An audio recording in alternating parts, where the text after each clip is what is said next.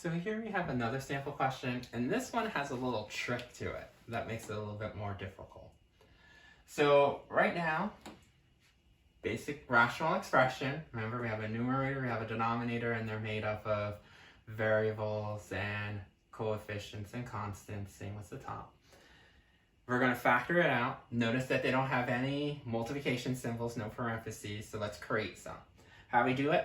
Factor out the top. Now, if you look at the top, this is where the trick comes into play. 2 minus d. The first thing you probably recognize is that there is nothing that you can factor out. You probably go like, well, there is no GCF, and it doesn't meet the definition of difference of squares. But the reason why it's a trick, notice it is not in the correct order. Anytime that we were looking at polynomials, they were always in descending order with the constant term last. Kind of like this guy, remember? D squared, then single d, constant is always last. This one, the constant is in front. When the constant is in front, that's not good. So the question is, how do you make the constant go away that the variable is in front? There's two methods of doing this. The correct method is this. This is a positive 2. Notice there's no sign in front. So let's put a plus sign just to represent that it's a positive 2. We can rearrange the order by bringing out the negative d in front and then putting the positive 2 in the back. Now by us switching that order up, you might say, uh-oh, it now does have a GCF. Remember A through D? A was matching parentheses, B was same letter, C was same number factor. D, does it start with a negative? Yes.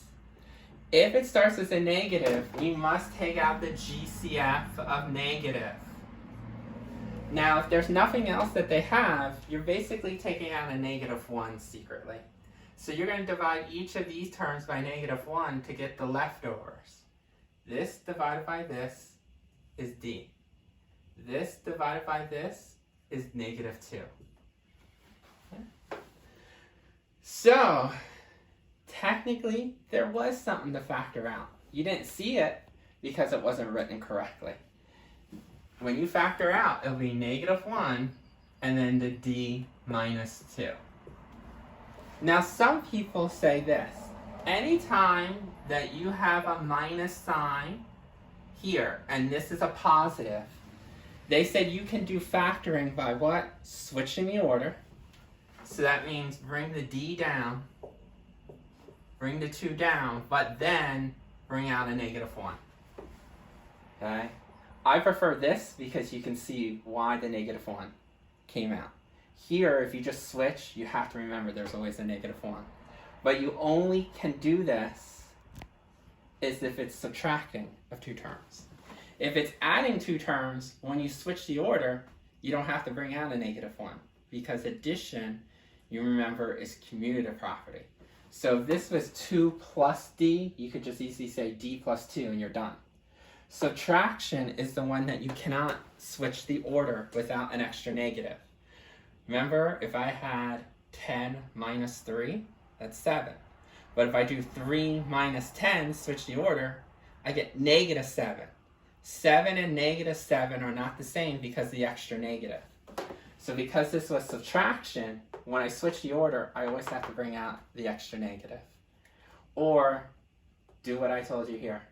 If this is a plus 2, bring it down, negative d, bring it down, and remember GCF. If it starts as a negative, you must take it out. No matter what, that was the trick, is to get the negative 1 out of the top. The bottom, there's no trick to this guy. It's 3 terms. When it's 3 terms, you know you either do shortcut or arch or FOIL. There is no GCF that I have to worry about, so I'll do short. D and D, there's step 1. Minus sign tells me different signs, there's step 2. Do all the combos of 12, there's step 3. Now let's figure out, do I need to add or subtract my list? Since it's a minus, subtract the list. There's step 4. Step 5 is choose one. I need to go to 4. There's my 4, so I'm going to choose the 2 and 6. And then placement is step 6. Remember, I need a plus 4, so it has to be a plus 6. Bigger number always gets the same sign as this. The smaller number will get the leftover. So then you can see my bottom factors out as D plus 6, D minus 2. Most of these problems were designed that something will cancel out. You must have matching binomials or matching parts of GCFs. So here a D minus 2 matches a D minus 2.